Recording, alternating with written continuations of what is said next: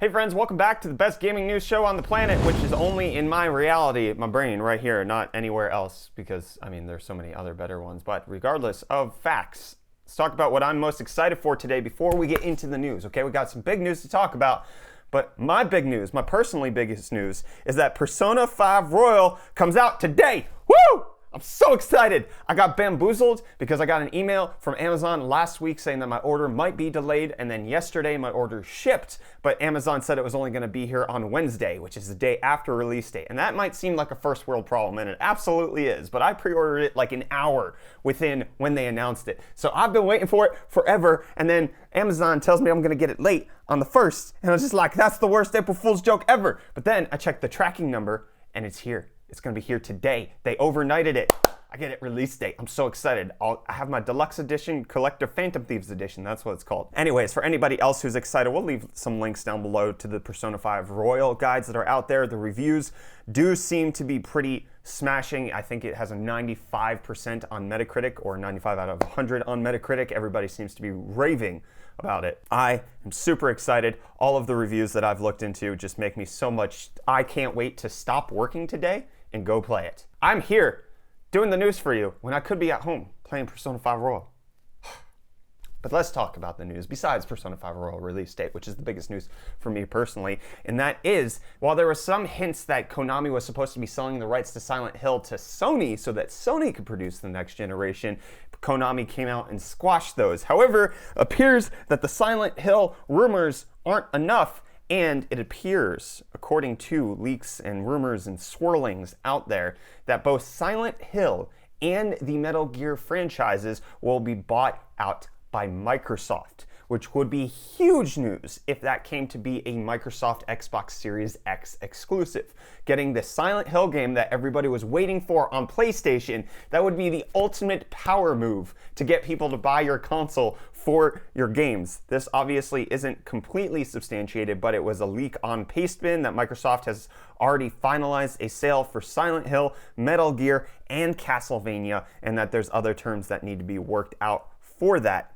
Apparently, some of the terms include Microsoft's obligation to pay royalty on any remasters and Konami's right to build new gambling machines based on its properties. So Microsoft will be allowed to keep all profits from the new and original games, but what this could mean is that Microsoft acts as a publisher for these games, and then they give it to Kojima Productions to actually make the next Metal Gear game or the Silent Hill game like he was supposed to, and we get the games that we're always supposed to get, but just under Microsoft's banner as an Xbox exclusive. This could potentially be huge news if it's actually true, but obviously, just like Silent Hill going to Sony, this might just be vapor, might just be superfluous nonsense and not actually come to pass, and Konami might have to come out and issue a statement about it. So hold your salt in your hands and just lick it right now. Just have a salt lick going on, because obviously this is not necessarily confirmed by the public at this point. We'll have to wait until that happens. But if Sony was gonna buy Silent Hill and then Konami had to turn them down because it was going to Microsoft, that would be crazy. It would be a huge bamboozle, and it might turn the tides of the console wars. But regardless of console wars going on, I think we can all say that right now the best gaming platform is PC. You got ray tracing there, and you can get ray trace Minecraft with NVIDIA promoting a lot of stuff for the Minecraft ray tracing version that's supposed to come out in the next coming days, promoting other creators who are showing you how to do things and how to make it so it looks really good. It's supposed to be coming out in the next few days that we should get the ray trace version of Minecraft. As you can see here, it just looks really good. But we've already done a couple videos on this over on the UFD Tech channel, so you can check out our videos on Minecraft ray tracing. We did it before it was cool, and it does look amazing. It's a great update. I love it, but we did it before NVIDIA bought the rights to do this. We did it with AMD cards, okay? So we are better than these guys because we already did the video, and NVIDIA didn't contact us to be like their top creator to help them with it. So PC, the best gaming platform right now. The next console war is waging, and Sony not sitting down, or I guess this wouldn't be on behalf of Sony, but the first horror game that has been confirmed for PS5 got a trailer. Quantum Horror from Team Kill Media has its trailer. You can watch it at the link in the video description or in the top right-hand corner. It is currently developed for both PS4 and PS5, so it's not like it's going to have world-breaking graphics or new improvements that we would expect for a dedicated game on the next-gen console, but it is a cool little thing that we have more games being confirmed for the next-gen consoles, which is probably what's going to happen for the PS6 and getting the next Kingdom Hearts game, because Tetsuya Nomura has come out and said that they are currently working on 2 more Kingdom Hearts games. One of them will be a mobile title, and then the other one with no confirmed platform that it will be on. But if it does happen to be Kingdom Hearts 4, or it happens to be like another iteration of everything in the mainline series, then we can expect it obviously on the PlayStation 6 and to come out when my grandchildren are around, because I had to wait until I was a father of 3 kids to play Kingdom Hearts 3. Okay, I played Kingdom Hearts 2 in high school, and I had 3 children in between then. Okay, now I'm gonna have grandkids when Kingdom Hearts 4 comes out. It's gonna be whack. But bringing back old favorites seems to be what Nintendo is going for, with remasters of a lot of the favorite Mario games from the years, and it appears that we'll also be getting a new Paper Mario game this year later on. So some of the big notes to get remastered, which hasn't been confirmed by Nintendo as of yet, but some credible leakers out there are saying that this is going to happen, which is Super Mario 64, Super Mario Sunshine, and both Super Mario Galaxy games are going to be getting a remaster and coming out for the Switch. Reese is a giddy little man-child over there, so excited about these new Mario games, new old Mario games. There's a lot to look forward to with games coming out this year, and there's a lot to enjoy right now, especially with people being on lockdown.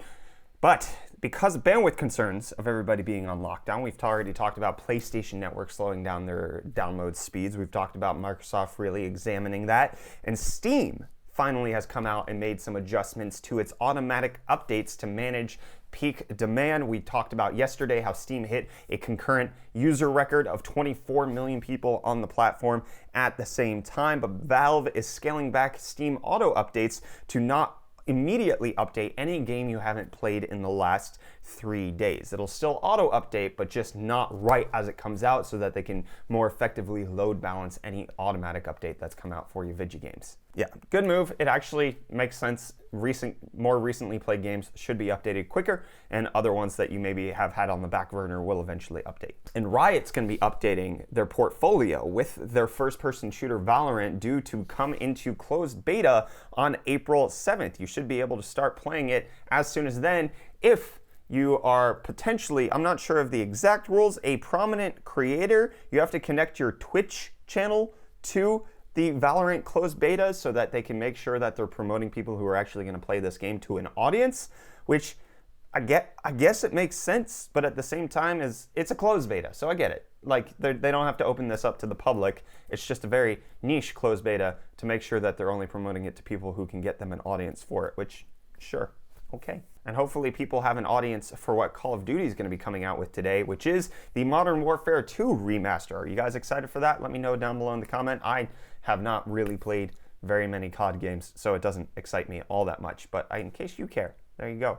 And with Resident Evil 3 dropping in just a few days, reviews seem to be very good around it. It also has some indication that there is another Resident Evil remake in the works, with the company developing it going to be M2 Incorporated, which is headed up by various employees from Platinum Games. Previously is where they worked, and now they started their own game development studio, and they should be making a new Resident Evil remake. There's also some hinting out there that there's another Resident Evil game coming out, and that it's going to be a diversion from what is typically done in Resident Evil games. So maybe Resident Evil 8 and a Resident Evil 4 remake would be pretty cool. And with Resident Evil 3 obviously talking about how good the game is, reviews seem to be pretty good. There's also some benchmarks that have come out of graphics cards and how they perform. 1080p, if you have a GTX 1063 gig, according to Tech Power Up, you'll get 70 FPS at max settings. So this thing runs remarkably well on a wide range of graphics cards, so you should be mostly fine. A 2080 Ti can get 236 FPS at 1080p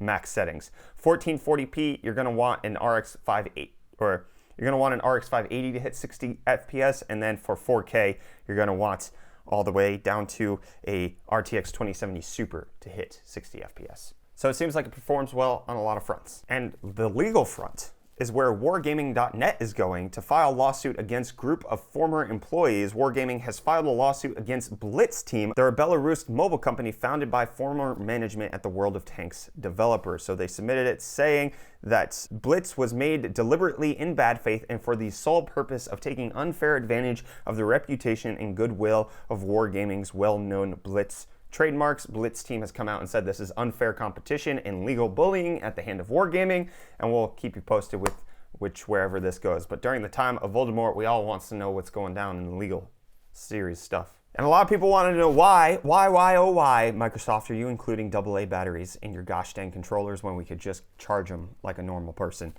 Microsoft has come out and said it's about flexibility. A lot of our gamers wanted to put AA batteries in our controllers, and so we're going to let them. No rechargeable for you, sir. No, not in the default one that you get with your console. You're still going to need to buy AA batteries on Christmas morning because you forgot to get them with buying the goddamn console. Hopefully, Microsoft includes them in the game box. It comes with a pair of batteries. That would be great. But you're kind of behind the times. Battery technology in controllers is good enough at this point that you can get probably 30 to 40 hours out of a controller if you do things right. That's basically, the Switch Pro controller lasts a long time. The DualShock 4, it's not fantastic, but like I don't charge it as much as I would have expected. And then like new battery updates, just give me a controller that lasts for 40 to 100 hours, okay? I don't want to be replacing batteries. You charge it with the console.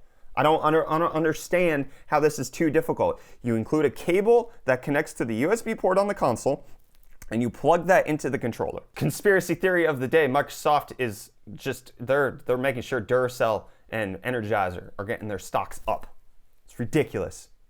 Rechargeable batteries is the way of the future, Microsoft. I don't care what you say. And Mountain Blade 2 Bannerlord is the way of the future. We talked about yesterday how it was the launch day for this game that's been highly anticipated 7 years after it was announced. It has come out, and with that, it cracked the top 5 games played on Steam yesterday, coming in at 166,000 concurrent players on Mountain Blade 2 Bannerlord, just under Grand Theft Auto, which was at 198. Mountain Blade 2, everybody seems to love it. Do you seem to love it? I don't know. All I know is that the game I'm going to be playing is not going to be recorded by Steam because it's going to be Persona 5. And I don't have any friends on PlayStation because I don't care about playing online. I'm going to play my single party game. I'm going to go check and see if my Persona 5 Royal Order has been delivered. Actually, I'm going to do that right now. I'm going to check right now. No, it still hasn't been delivered. Sadness. Okay, well, I'm sad. I'm still going to play it today. I'm done. Bye.